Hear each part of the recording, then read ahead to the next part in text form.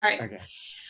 All right. Oh my gosh, I am so fortunate to have Dr. Brian Haas with us today. I'm Terry Short, the owner of Short Group, and Brian is my colleague, a contributor with Short Group. He has agreed to take a few minutes out of his crazy schedule to talk with us today. So let me remind you who he is. He's a hospitalist at Centerpoint Medical Center in Missouri.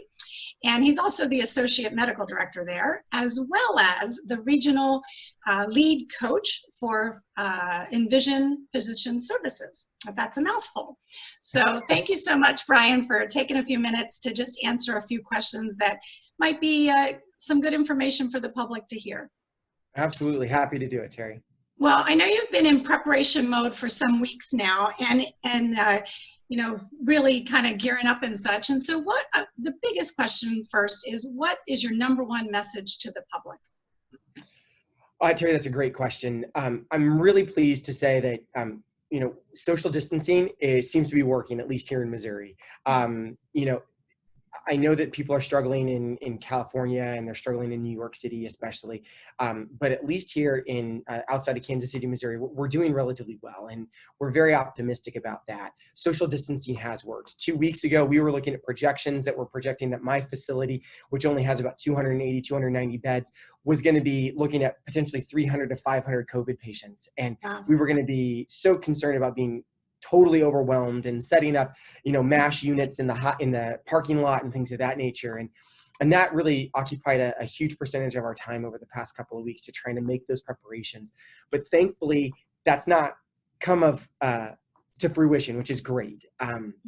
So we're now being able to kind of reallocate our resources and trying to figure out what else we're going to do to be able to help facilitate and get back to business as usual, so to speak, for the rest of the community. But I think that one thing that I could impress upon the community is keep doing what you're doing.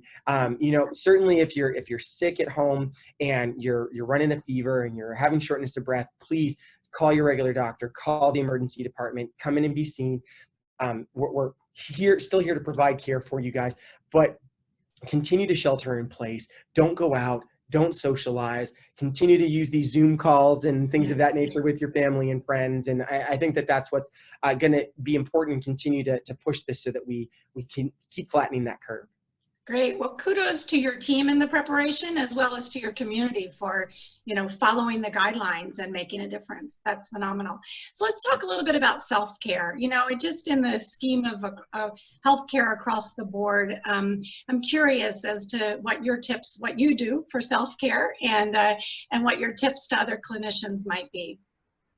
Certainly. I think there's a varied number of ways to be able to care for yourself. I think first identifying what really works for you. What's a real true stress reliever? So I find personally, having reflected back upon myself, is that I notice that when I do get stressed, and whether that's stressed from a number of reasons, right? Preparing for a potential COVID outbreak, or just having a high census, that I have a tendency to kind of feed.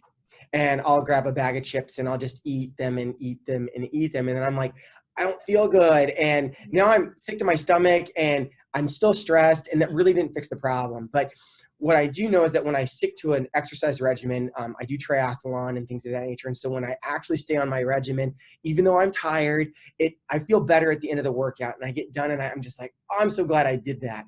So I think that finding what works for you, whether that's exercise, whether that's going for a walk, whether that's, talking to a loved one, for instance, whether that's on a Zoom call or whatever the case may be, but finding your happy place, so to speak, I call it, to be able to help actually de-stress, and making sure that we're not falling into those bad habits, like I find myself doing from time to time, where I stress eat, because that's not going to be good for me either.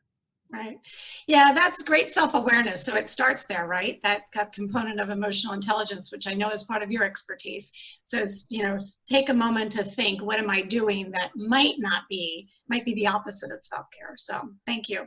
My last question for you, then we'll let you get back to your busy day. Let's pivot to the patient, the actual COVID-19 patients. And so what would you say is the most important thing to remember or to practice, and, to keep in place when dealing with these patients?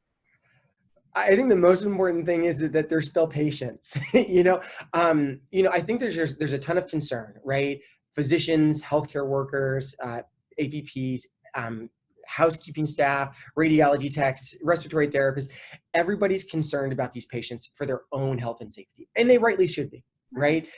But I think we have a tendency, especially in COVID units and things of that nature that I'm reading around the country, where you're having these large volumes. They're putting these patients into these isolation rooms, negative pressure or otherwise, and then they're using telemedicine and they're doing these other types of things. And these patients are alone. They're by themselves. We're not having any visitors in the hospital to protect those visitors. But those patients are still scared and they're nervous. And so I think that this is a great opportunity to not do those things, right? Because we have to do those infection control measures.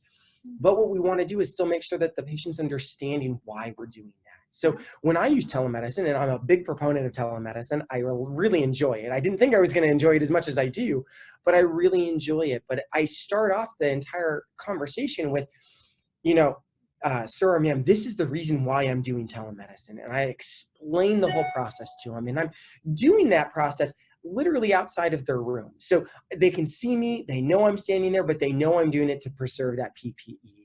And I really want to make sure that I'm also spending the extra time to say, I can call a family member for you, or let's have the nurse use the iPhone that she carries with her to be able to do a FaceTime call with a family member or a friend, so that they can still get that personal interaction that they need. Because I think that it's important to still understand that they're scared, that they're nervous, they don't know what's going on, and they're having a lot less clinical exposure than what we would normally be seeing in a lot of other patients. So I think that that's a very important factor. And I think I'm sure there's some apprehension from their perspective too, when someone walks in a full-on PAPR mask, gown, gloves, and it's like, I can barely hear you through this. And why are you coming in wearing all this stuff? It's like, I don't have the Ebola. But, I think that that's where, they get scared and they get nervous about that sort of stuff. So we need to make sure that we're trying to be as Sure. Yeah. I mean, there's a lot of anxiety, and it must be really heightened to the patient that's alone in a room with, people wandering around with all this protective gear on. So thank you for that. I appreciate it. So speaking of protective gear, I know everyone's, finding their way to be creative, and especially those of us who are sheltering in place and haven't left the house for I don't know how long. Right? You're busy as can be, and you're still being creative. So why don't you share with everybody? We'll end with the creativity from your family and how to really use your PPE. Sure. So I'm wearing a level 3 mask all day, every day. And so what I do is this was bothering the back of my ears. And so we started by my wife making me a headband and sewing some buttons onto it, but it kept falling down. So I went and got a hat that I ordered on Amazon, so I didn't have to go anywhere. And then my wife was able to sew some buttons onto the hat so that I can take the cords from around my ears and and attach them to the buttons, and then that's a much more comfortable way to wear my PPE all day long. So it's fantastic. Thank you for sharing that, and thank you for sharing your time. Get this video out to as many people that'll watch it, and thank you for the difference that you and all of the frontline heroes are making. It's those of us who aren't there, we feel you, and we're there in spirit, cheering everyone along. Well, thank you so much, Terry. It's always a pleasure to talk with you. All right, take care. You too. Bye-bye. Bye.